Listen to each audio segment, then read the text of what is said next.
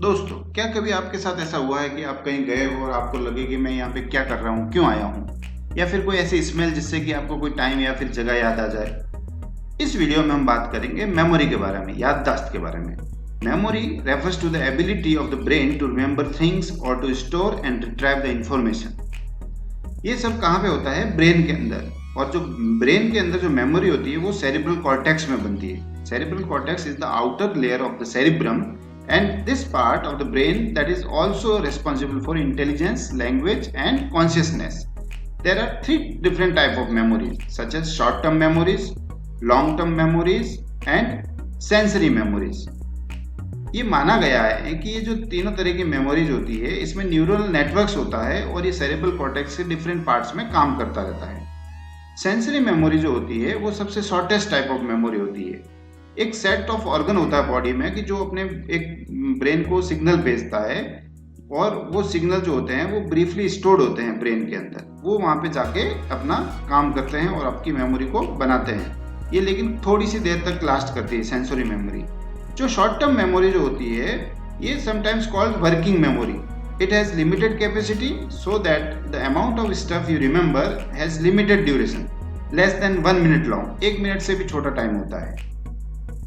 It is also something you are conscious of. So, if you are deliberately trying to remember something, like a set of direction you are given or a number plate आपको अगर याद करने की कोशिश कर रहे हैं तो आप शॉर्ट टर्म मेमोरी यूज कर रहे हैं। लॉन्ग टर्म मेमोरी जो होती है वो अनलिमिटेड कैपेसिटी और अनलिमिटेड ड्यूरेशन वाली होती है।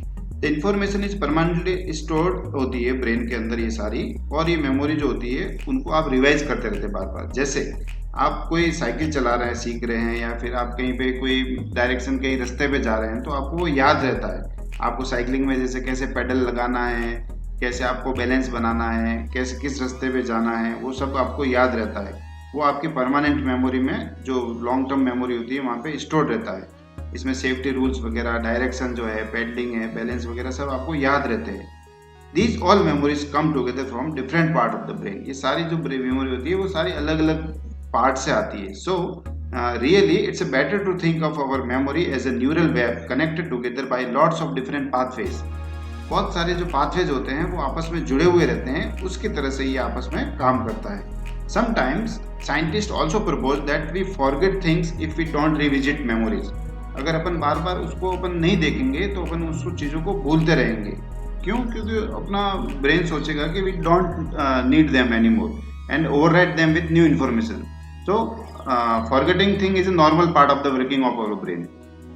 जैसे डेट भूल जाना, साल भूल जाना, ये नॉर्मल ब्रेन है। लेकिन ये जो अल्जाइमर्स डिजीज होती है या डिमेंशिया होता है उसमें ब्रेन के बारे में साइंटिस्ट ने बहुत ज़्यादा कुछ पता किया है। जैसे कोई एक्सीडेंटल केस आता है या फिर कोई डिजीज होती है तो उसमें ब्रेन के बारे में स्टडीज की है कि लॉन्ग टर्म मेमोरी या शॉर्ट टर्म मेमोरीज कैसे आती है और कैसे जाती है। कुछ अल्जाइमर्स पेशेंट्स के अंदर जो होती है शॉर्ट टर्म मेमोरीज लॉस हो जाती है, लेकिन उनको जो पुरानी बातें हैं वो याद रहती है। लॉन्ग टर्म मेमोरी उनकी रिफ्रेश रहती है। इससे पता चलता है कि आपकी शॉर्ट टर्म और लॉन्ग टर्म मेमोरी जो होती है वो डिफरेंट तरीके से काम करती है। So there we have a memory. It's a brain-wide process in which multiple areas of the brain work together, connected as a neuronal web. Accidents and brain-related disease have led scientists to discover that short and long-term memories are encoded and stored in different ways. However, there are many things we are yet to know about the brain.